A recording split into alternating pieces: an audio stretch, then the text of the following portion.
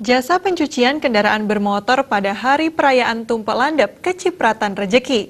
Salah satu tempat pencucian kendaraan bermotor di Bundaran Perumahan Dalung Permai Badung misalnya, menerima order cuci motor hampir 100 kendaraan. Meningkat dibandingkan hari biasa yang rata-rata hanya 24 unit kendaraan per hari.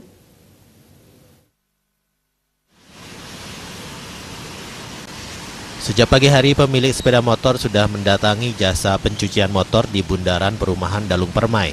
Tampak puluhan motor mengantre untuk dicuci.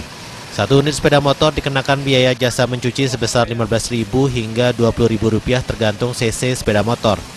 Pemilik usaha jasa cuci motor biasanya dibantu 4 orang karyawan. Namun karena melonjaknya orderan, karyawan yang dipekerjakan untuk membantu mencapai 8 orang. Omset pun meningkat hingga 50% dibandingkan hari biasa yang hanya menerima 45 hingga 50 unit kendaraan. Jasa pencucian mobil juga ketiban rezeki. Banyak orang memanfaatkan jasa pencucian motor dan mobil agar kendaraan bersih sebelum diupacarai.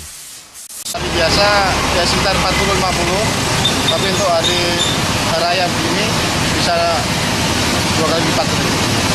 Dengan meningkatnya konsumen, Pak, usaha apa yang mungkin menambah tenaga kerja mungkin deh? Ya kita nambah tenaga kerja, ada teman-teman untuk yang lagi nganggur dulunya yang bantu saya di sini kerja sini, jadi kita berikut kembali untuk bantu lagi. Ini sampai sore ini ya sekitar mungkin 110-120 Pak.